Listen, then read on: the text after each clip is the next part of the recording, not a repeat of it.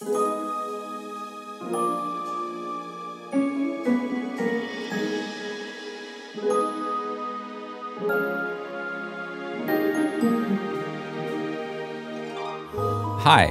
my name is Scott, and I have read all of the Harry Potter books multiple times. I've seen all of the movies, and like most of my peers, I continue to be a Harry Potter enthusiast to this day.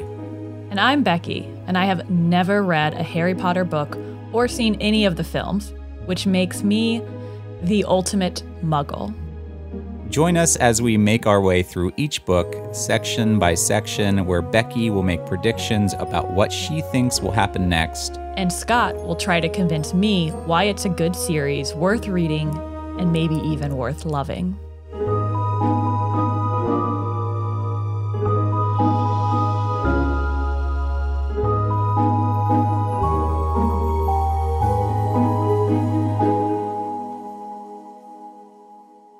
Hi everyone, welcome to A Muggle's Guide to Hogwarts, where we're exploring the Harry Potter series with the ultimate Muggle, someone who has never read the books, never seen the movies, and really didn't want to. But now she's doing it because I asked her very nicely to do this podcast with me. Thanks for changing it from saying because I forced her to. Yes. Yeah, that's probably better. Not forcing anything at all. We're just reading Harry Potter and we're having fun. Right now we're reading through Harry Potter and the Sorcerer's Stone and we're going through in sections and Becki is making predictions. She has no idea what's going on. She's coming into this completely blind and she's trying to make predictions bit by bit on what the hell is going on, which I think we've found out is kind of difficult because this book, like the plot doesn't really get started in this book until pretty late. Yeah, I think was it last episode, the one with the troll? I was like, oh, this is the first time that there's actually like action-packed, like compelling things happening. I mean, they're setting up the world, they're setting up the story and characters, but... Yeah, where the troll is in the girls' bathroom. Yeah. That's the first time where there's like, an action set piece, right? They're actually fighting a troll. It's all about setting up the world and setting up the characters. Which is fine. It's fine. But yeah, it's getting like more... layered and, all these little things that we've heard previously in the book are coming up now. So like it's starting, like the dots are starting to be connected. It's starting to all make sense as a bigger picture. And later in this episode, I give my prediction for the end of the book. Like this is the second to last discussion of this chapter. I can't believe it. It's crazy. We made it so far. We've come so far.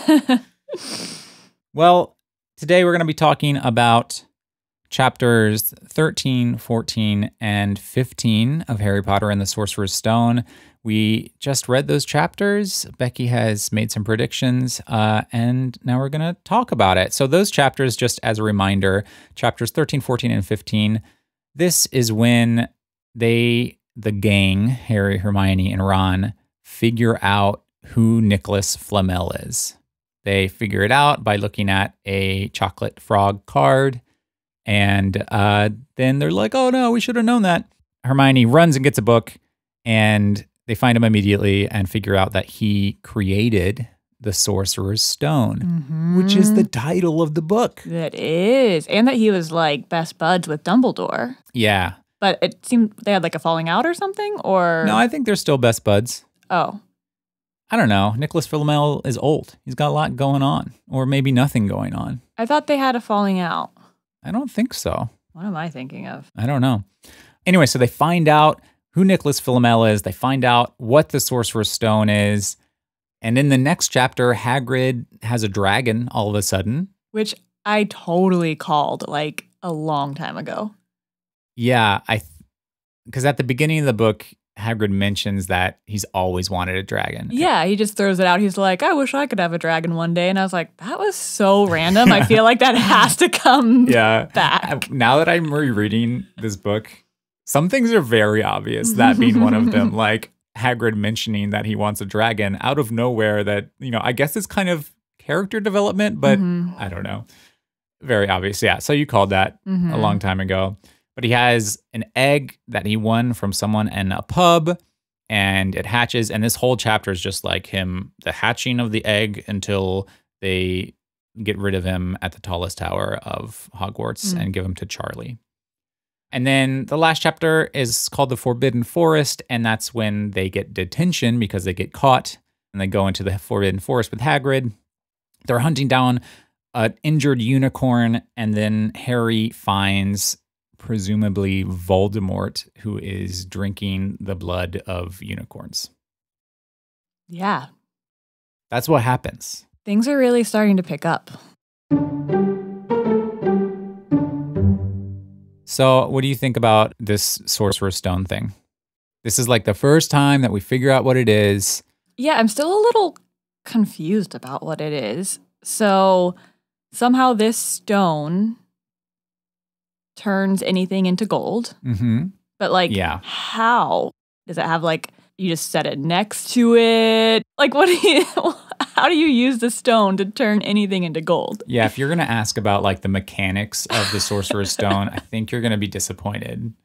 Okay, but then it also makes you immortal, right? Yes. Or is it just live a very long time? No, so the book says it can turn any metal into gold. Oh, any metal, not anything. No, not anything. Not like an apple. I think it's any metal into gold, and then it creates the elixir of life. So it creates which makes you immortal. Okay. Yeah, so I'm like, so does just possessing the stone just make you immortal? Or so the stone actually creates, does it like secrete it? Again, you're going to be disappointed if you really want to like know. Boil some water. If you want to know how the stone specifically works.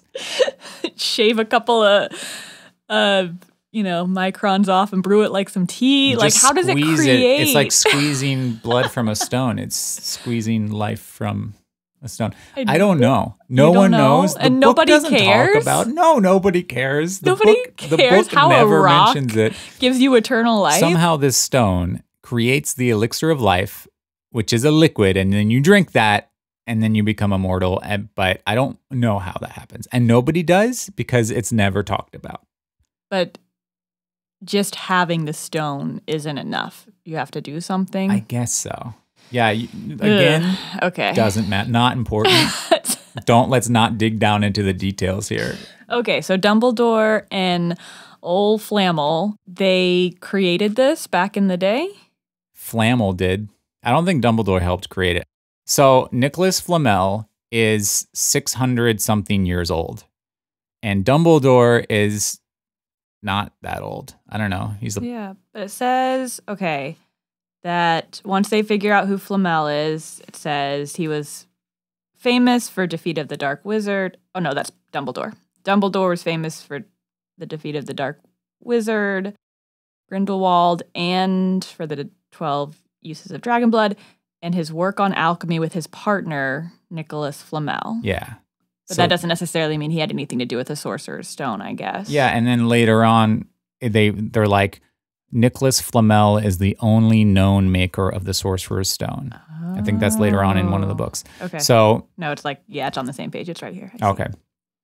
So I don't think Dumbledore had anything to do with making the Sorcerer's Stone, but maybe him and Nicholas Flamel were just like alchemy partners together back in the day. They were just alchemy buddies. Yeah, they were just trying to make, turn stuff into gold. Is there only one Sorcerer's Stone? Do they talk about that, or are there like a few? Well, I don't know. It says they're the only known maker of the Sorcerer's Stone, and I don't think the Sorcerer's Stone exists. I think the Sorcerer's Stone is like the highest achievement of alchemy, and I guess in theory, wizards were like, oh, it can exist, so we're going to try and make it. But Nicholas Flamel is the only one. So I don't think there's like a naturally occurring Sorcerer's Stone.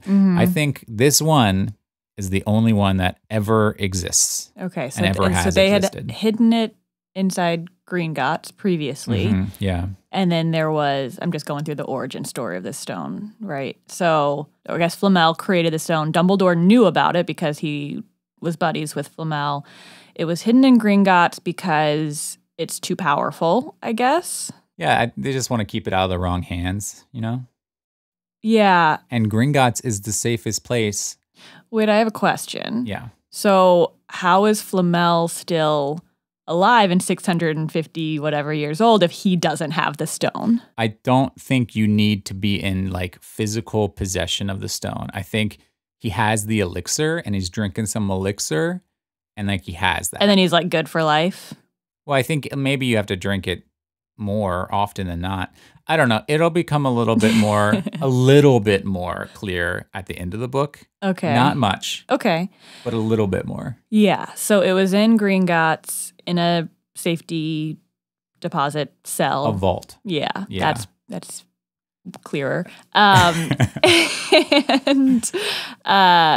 then they got word that it was maybe going to be stolen, right? And that's why Hagrid was sent by Dumbledore to go get it when he was with Harry. That's a great point. Like, I don't know if they got word that it would be. How would they get word that someone would try to steal it? That's why I thought Hagrid took it.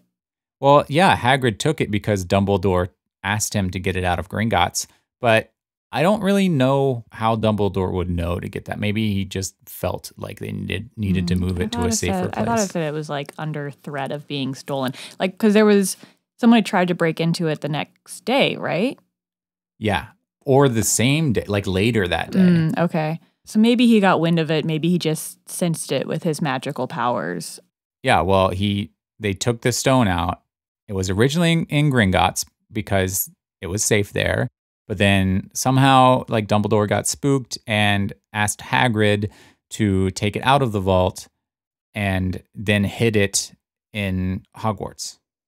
Right. Hagrid reveals that other teachers are helping guard the stone. I think I have too many questions. I'm too much of a Ravenclaw. Yeah. Did I use that You're right? You're too inquisitive. Did I? You want to figure out all the parts and pieces.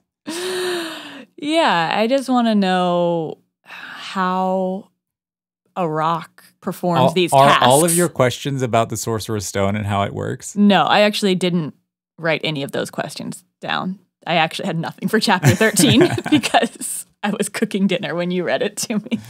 Okay. Let's talk about the dragon because I really like dragons and this was fun. Yeah. I liked the description of the egg, like a black egg that had to be kept in a fire. That's nuts. J.K. Rowling went crazy. It took a long time to hatch. Because dragons aren't real. I disagree with you. You think the hatching process took a long time? Well, yeah, because Hedwig dropped off the letter and then Hermione was like, no, we have to go to class. And then they went to class and then they went to Hagrid's and he's like, great, you're just in time.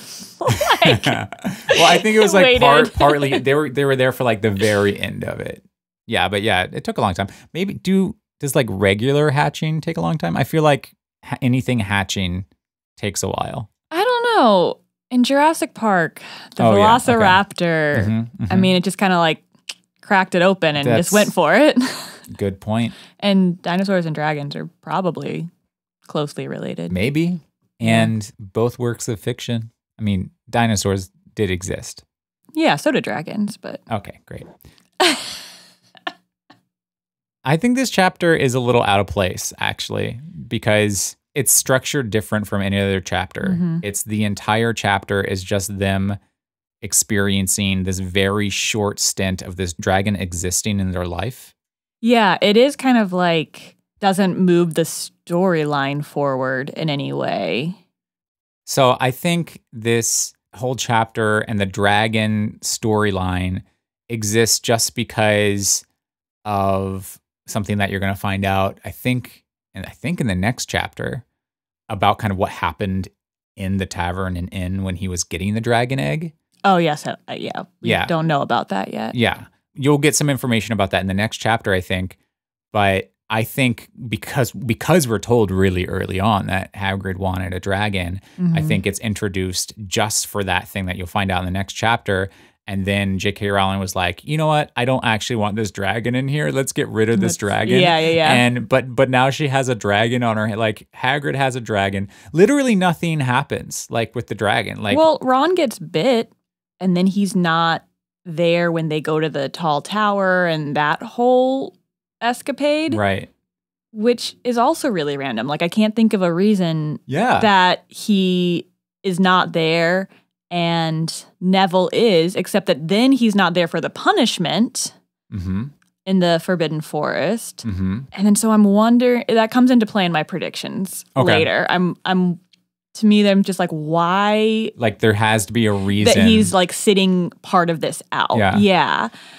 So I thought about that when I was making my predictions. But yeah, so that happens. Ron gets bit. His hand swells up, right? And his veins get all, like, green or his hand, something. like, turns green or something. And he has to go to the hospital wing. And so he isn't there to go to the tallest tower to drop off Norbert. Yeah. So Hermione goes in his place.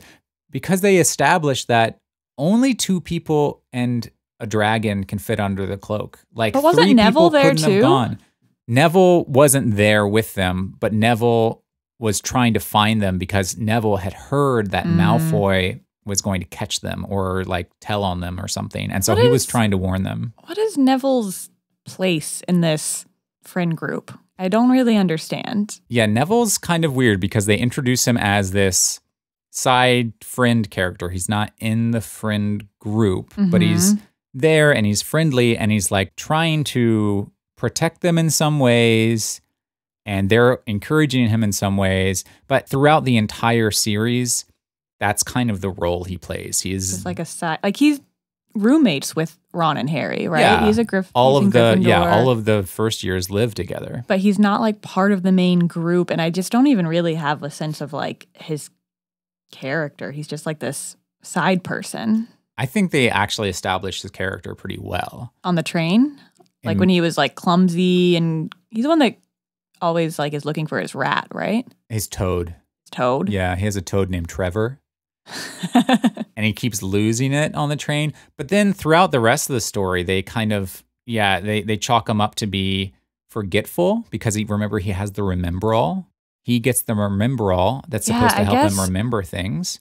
I guess he is in a lot. I just am not connecting the dot. He's forgetful and clumsy, and he's not very magical. Like, he even talks about how he almost didn't get in, or his family thought he wouldn't get in because he didn't really show magic until much later in life.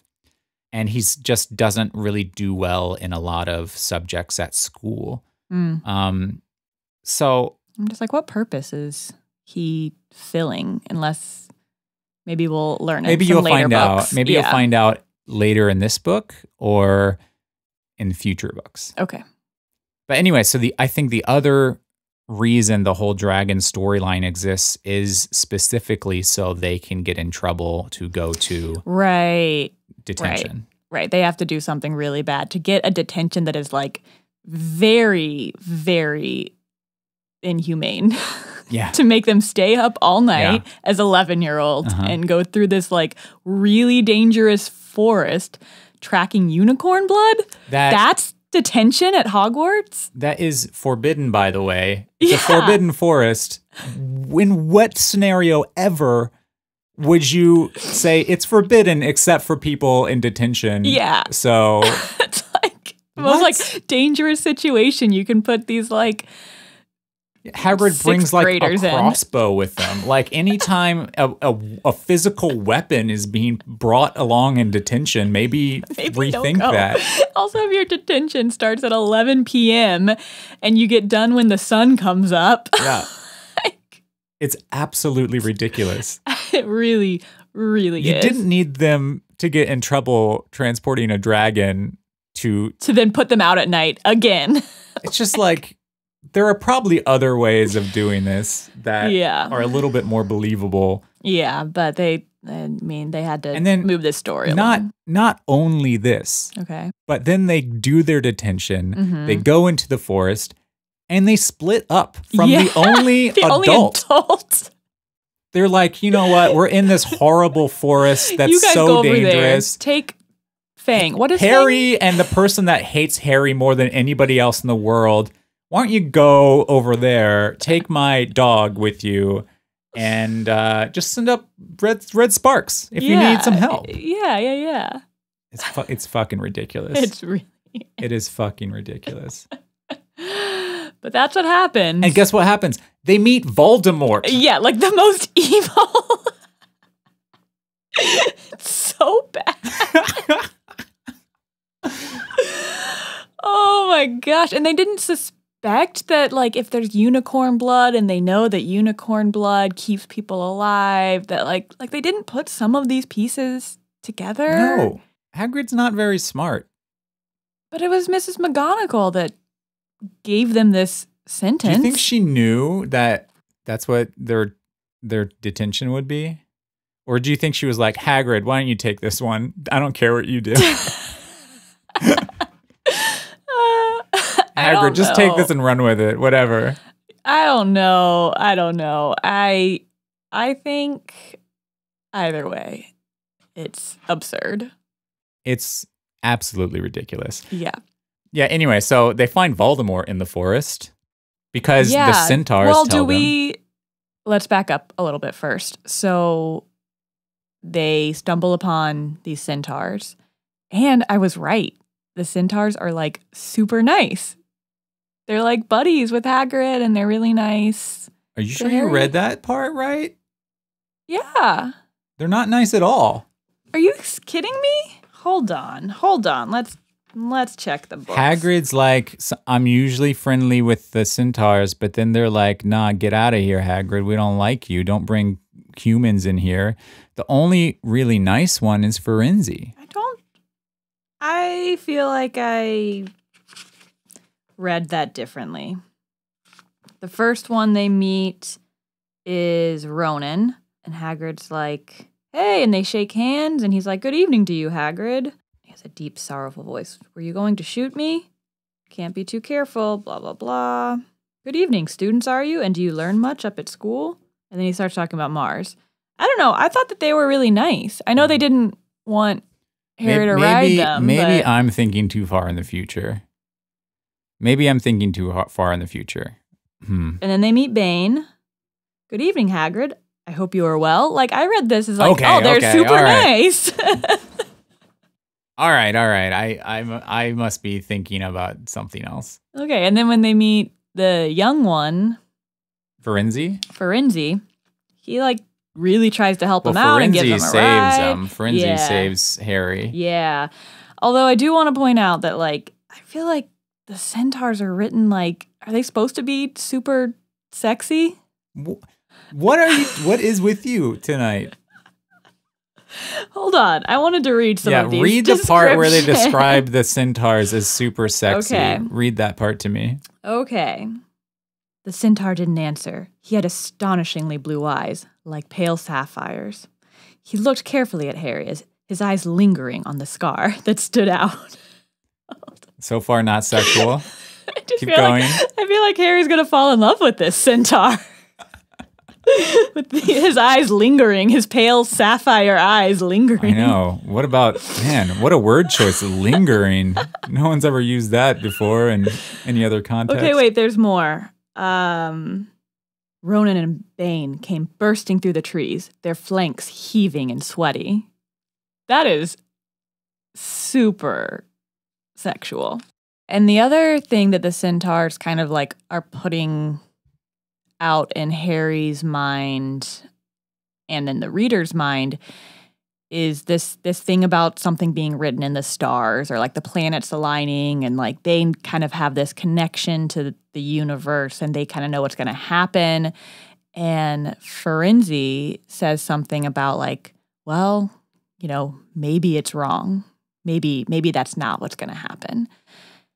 It's been wrong before or something like that. Mm-hmm. And so I feel like that's kind of planting this seed of like destiny, and is Harry going to change his destiny or follow this path? Because clearly the Centaurs are in tune with the planets and like a different realm than on the Earth. Even Hagrid is like, they don't even want to talk about anything on the Earth. He's like, so that is kind of an interesting theme that I feel might be like continue throughout the books. Like, what is his destiny and can he change it? Well, there's already one instance of him changing his destiny at the very beginning of the book. Well, not the very beginning, but when he goes to Hogwarts and he's getting sorted into his house, the Sorting Hat wants to put him in Slytherin. He says, you would be really good in Slytherin. And then Harry thinks in his head, not Slytherin, not Slytherin, not Slytherin, over and over again. And instead, the Hat puts him in Gryffindor. So that's kind of an example of that too, where... But the hat was really torn, though. Well, the Hat, I think, said you would be great in Slytherin. Yeah. Yeah, and the Hat takes into account what you want too. Really? I guess so. It did for Harry. Okay. But I don't know. I think that's an example of him taking his future into his own hands and not potentially just following the path that he's destined to. Right. Through the stars or whatever, you know? Right. Okay, sorry. So back to the end of the chapter. So Firenze offers to give him a ride, which is apparently a big no-no, but he does it anyway because he's a super nice guy horse. And he picks up that the unicorn blood lets you live just a little bit longer and a little bit longer and a little bit longer. And so we start to put the pieces together, and Harry, gets back to Hogwarts and is all like talking and putting it all together and figures out that it's Voldemort, and everybody keeps yelling at him to stop saying Voldemort. And so Voldemort's been gone. Sorry, V-Dog. We decided we were going to call him V-Dog. V-Dog. Yep, V-Dog has been gone, or nobody's seen him since Harry was a baby, right? Yes. Since that incident. So we're kind of starting to figure out, okay, he's been living in this forest or living off the grid, on the brink of death, possibly, staying alive through unicorn blood. Right. Until he can get his hands on this Sorcerer's Stone that can make him immortal. Right. So now some of the things start clicking in place. And that's kind of how it ends, that Harry's just all excited, and Harry and Hermione and Ron are all talking about it. And then Harry's invisibility cloak gets returned, and we don't know mysteriously. Mysteriously folded up with a note. That's how that ends. Yeah. Did you have any other questions about the chapters or anything else that you wanted to talk about? There were like just some weird lines. Like there's this one line in this most recent chapter where I think Neville is scared, and it says that he grabbed the sleeve of Harry's cloak and made a choking noise. And I was just like, what? I think this is just J.K. Rowling's writing style. Like, what does that mean? Like, what is a choking noise? Was he scared? Yeah, that's what I said. He was scared. Yeah, maybe he was trying to say something but couldn't, and so it just came out as a choking noise. I was just like, what is this noise that he's making? Like, and I'm scared. I'm just going to go... These are 11-year-old kids. I don't know. And this is J.K. Rowling's writing style. If you're really choking, I don't really think you can make a noise. Anyway, I thought that was weird. And we talked about the Centaurs. Harry also just left Malfoy in the forest. Did he? Yeah, he got on the Centaurs back and they left. Unless Malfoy ran away before that. But I was trying to figure out. It seemed like he just left him. I thought Malfoy ran away before that. Maybe. Because Malfoy, I don't think saw maybe he saw him and got scared and ran away, but he definitely didn't He didn't see all that. Okay, then I just missed it. Yeah, I don't know. And then the other one that was weird was how it said the sun, the sun, they didn't go to bed until the sun came up and their throats were sore. Did it say that? Yeah, I guess she's meaning from talking so much, because Harry was just so excitedly talking. But have you ever woken up? Or have you ever That's a weird thing to put in there. Yeah, just got a sore throat from just talking a lot? I mean, yeah. Really? If I go to a concert. Okay, but you're not talking at a concert. You're singing over speakers. I imagine if someone were to talk for a long time, yeah, you'd have a sore throat. It's a little odd. Come on. It's a weird thing to say. Yeah. Yeah. That's the descriptor of how to show that they were excited and talking a lot. I don't know. There are a couple weird throat things, I guess. Yeah. Yeah, that's all I got. That's all.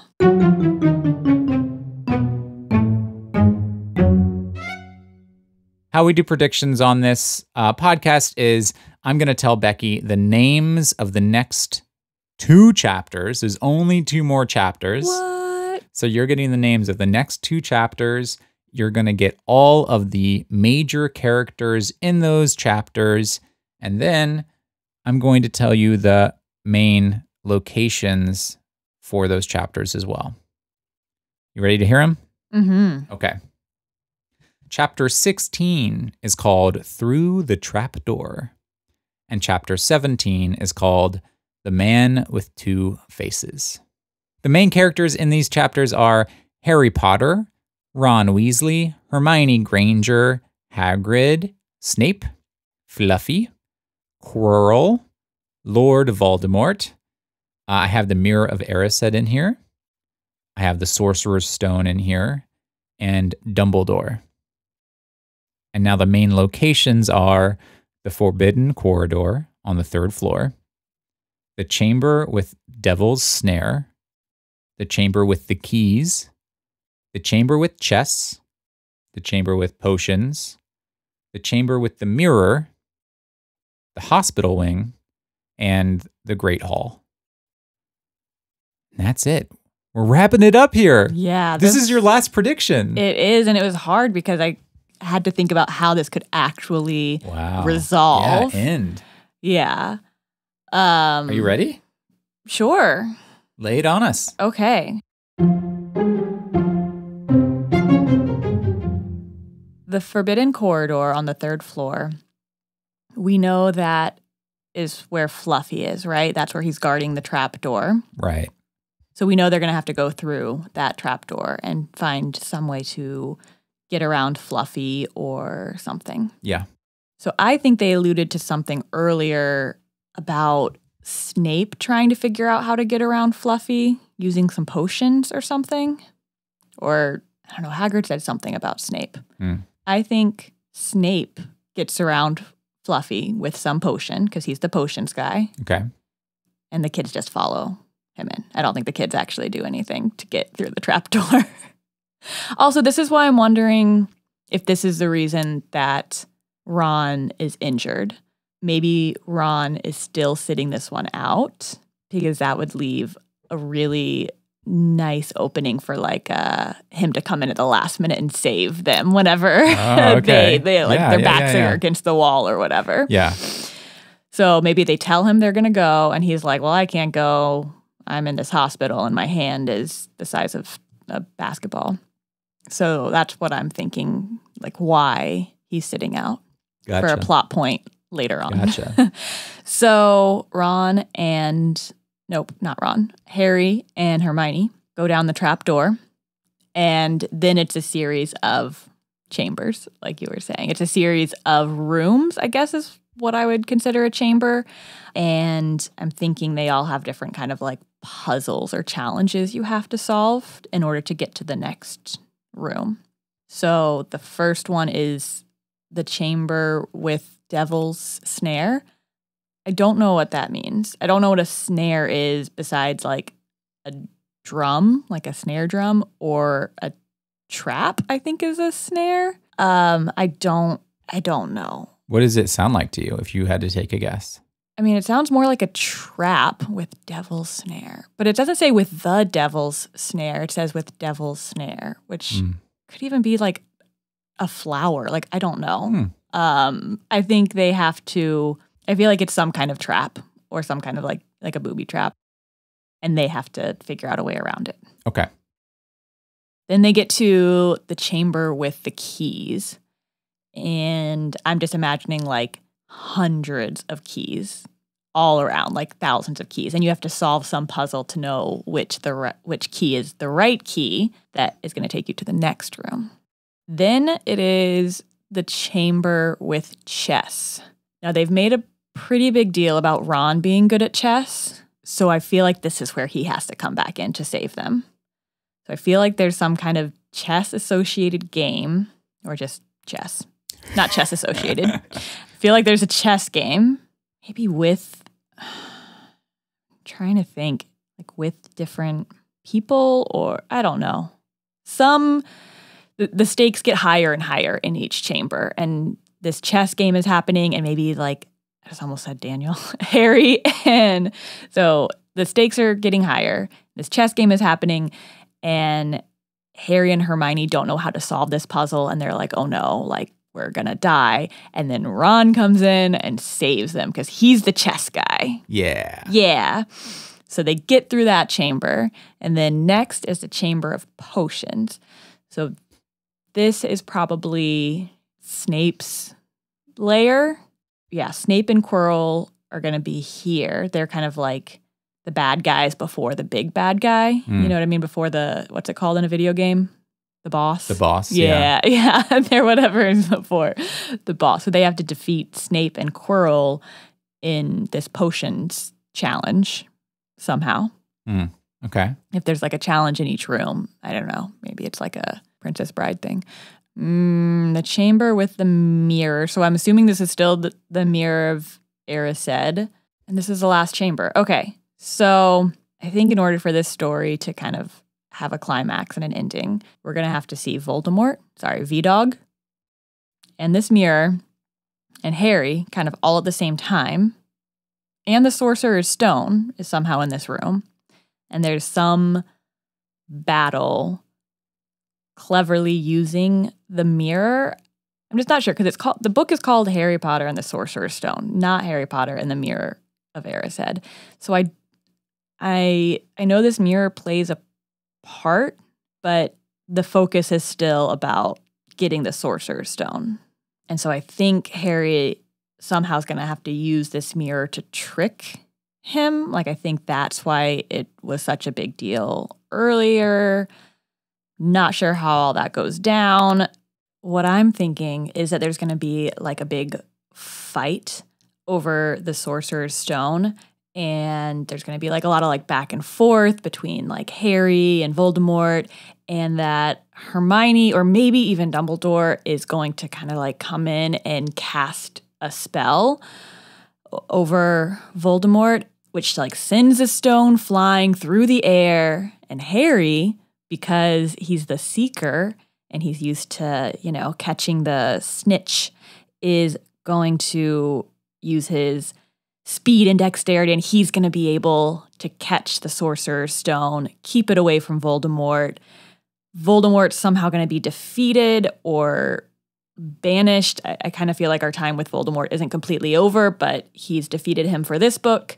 And then the Sorcerer's Stone is saved and it's in the right hands. Then I think they have some injuries, so they're maybe all in the hospital wing together. And everyone's like, you made it, yay. And then they have a big like party in the Great Hall, or a big like ceremony to honor them for defeating Voldemort or whatever. And everyone's cheering and everyone's all excited. And Mrs. McGonagall is like, 2 million points to Gryffindor. And then they win the House Cup or whatever it is they're trying to get this whole time. And that's how it ends. The end.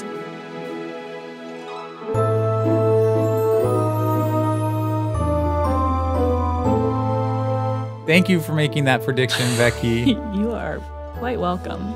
We are going to go and read the book now, read those 2 chapters, see how it finishes, see the culmination of Harry Potter and the Sorcerer's Stone.